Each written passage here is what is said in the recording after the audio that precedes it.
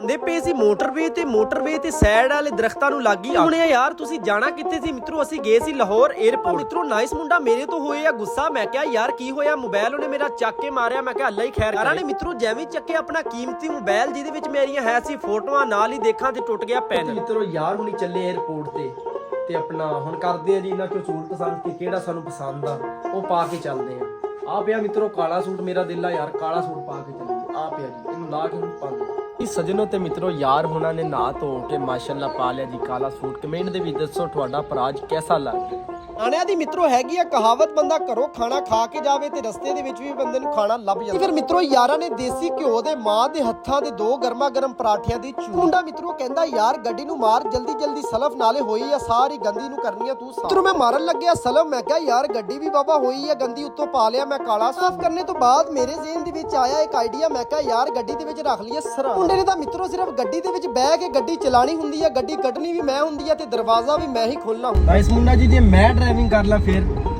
ਤੇਰੀ ਬੂਥੀ ਹੈਗੀ ਡਰਾਈਵਿੰਗ ਦੀ ਵਜ੍ਹਾ ਨਾਲ।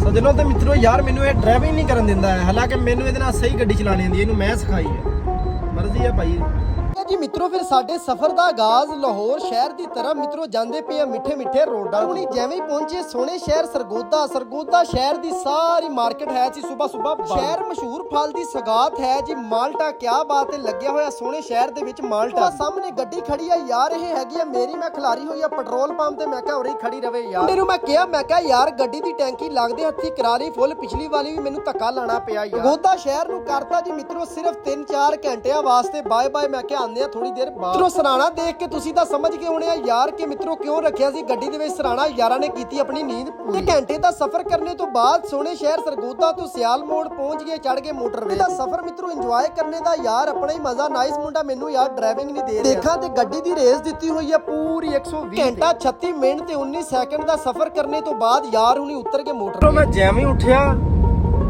ਉਹ ਭਾਈ ਐਨਕ ਮੈਂ ਲੈ ਕੇ ਲਾ, ਇਹ ਡੋਨ ਬਣਿਆ ਹੋਇਆ, ਹੱਦ ਹੋ ਗਈ ਮਿੱਤਰੋ। ਐਨਕ ਮੇਰੀ ਹੈ, ਕਿਵੇਂ ਡੋਨ ਸ਼ਾਕਾ ਲੱਗ ਰਿਹਾ ਤੇ ਅੱਜ ਵੀਰ ਲਾਹੌਰ ਸ਼ਹਿਰ ਤੋਂ ਦੇਖਦਾ ਪਿਆ ਵੀਡੀਓ। ਆਹ ਰੋਡ ਦਾ ਨਾਮ ਦੱਸੋ ਕਮੈਂਟ ਦੇ ਵਿੱਚ। ਜਿਵੇਂ ਨਜ਼ਰ ਪਈ ਲਾਹੌਰ ਸ਼ਹਿਰ ਦੇ 에ਅਰਪੋਰਟ ਤੇ ਮਾਸ਼ਾਅੱਲਾ ਬੜਾ ਪਿਆਰਾ ਔਰ ਬਿਊਟੀਫੁਲ ਬਣਾਇਆ ਹੋਇਆ ਯਾਰ 에ਅਰਪੋਰਟ ਦੇ ਨਾਲ। ਫਿਰ ਯਾਰਾਂ ਨੇ ਮਿੱਤਰੋ ਲਾਤੀ ਪਾਰਕਿੰਗ ਦੇ ਵਿੱਚ ਗੱਡੀ। ਸਾਹਮਣੇ ਦੇਖਾਂ ਤੇ ਆਵਾਮ ਆਂਦੀ ਪਈ ਆ, ਮੈਨੂੰ ਲੱਗਦਾ ਲੱਥ ਗਈ ਫਲੈਗ। ਮਿੱਤਰੋ ਫਿਰ ਲਾਈ ਹੋਈ ਐਨਕ ਨਾਈਸ ਮੁੰਡੇ ਦੇ ਦੇਖਾਂ ਮੂੰਹ ਤੇ ਵੱਜੇ ਹੋਏ ਆ 12। ਮੈਂ ਕਿਹਾ ਕੀ ਬਣਿਆ? ਕਹਿੰਦਾ ਗਰਮੀ ਬੜੀ। ਭਾਈ ਨੂੰ ਭਾਇਆ ਫਿਰ ਮਿੱਤਰੋ ਯਾਰ ਹੁਣੀ ਪਹੁੰਚ ਗਏ ਫਿਰ ਮਿੱਤਰੋ ਇੰਟਰਚੇਂਜ ਵੇ ਤੇ ਮਿੱਤਰੋ ਲੱਗ ਗਈ ਸੀ ਅੱਗ। ਮਿੱਤਰੋ ਆ ਗਈਆਂ ਫਿਰ ਰੈਸਕੂ 1122 ਵਾਲੀਆਂ ਗੱਡੀਆਂ ਸਾਈਡ ਤੇ ਮਿੱਤਰੋ ਬੁਝਾਉਣ ਲੱਗ ਗਈ। ਮਿੱਤਰੋ ਕੀਤਾ ਜੀ ਮੋਟਰਵੇ ਨੂੰ ਬਾਏ ਬਾਏ। ਮੈਂ ਕਿਹਾ ਓਕੇ ਅੱਲਾ ਦੇ ਹਵਾਲੇ। ਯਾਰ ਨਾਈਸ ਮੁੰਡੇ ਦੇ ਨਾਲ ਆਈਏ ਤੇ ਕੁਝ ਖਾ ਪੀ ਕੇ ਨਾ ਜਾਈਏ, ਐਵੇਂ ਕਿਵੇਂ ਹੋ ਸਕਦਾ ਯਾਰ। ਰੋਡ ਦੀ ਮਿੱਤਰੋ ਮਸ਼ਹੂਰ ਦਾਲ ਆ ਮਿੱਤਰੋ, ਨਾਲ ਮੰਗਾ ਲੈ ਲੈਗ ਪੀਸ। ਮੂੰਹ ਚ ਆ ਗਿਆ ਪਾਣੀ, ਕਰਦੇ ਆ ਹੁਣ ਇਹਦਾ ਮੱਠੇ ਆਵਾਜ਼ ਦੇ ਨਾਲ ਪ੍ਰੇ ਜੀ। ਨਾਈਸ ਮੁੰਡੇ ਦੇ ਮੱਖਣ ਵਰਗੇ ਫੈਨ ਨਾਈਸ ਮੁੰਡੇ ਨੇ ਉਹਨਾਂ ਨਾਲ ਕੀਤੀ ਮੁਲਾਕਾਤ, ਪਾਈਆਂ ਮਿੱਠੀਆਂ ਜੱਫੀਆਂ। ਅਸੀਂ ਪਹੁੰਚ ਕੇ ਆਪਣੇ ਸੋਹਣੇ ਪਿੰਡ ਵਾਪਸੀ। ਆਪਣਾ ਖਿਆਲ ਰੱਖਿਓ, ਨਮਾਜ਼ ਕਾਇਮ ਕਰਿਓ, ਪਾਕਿਸਤਾਨ ਜ਼ਿੰਦਾਬਾਦ।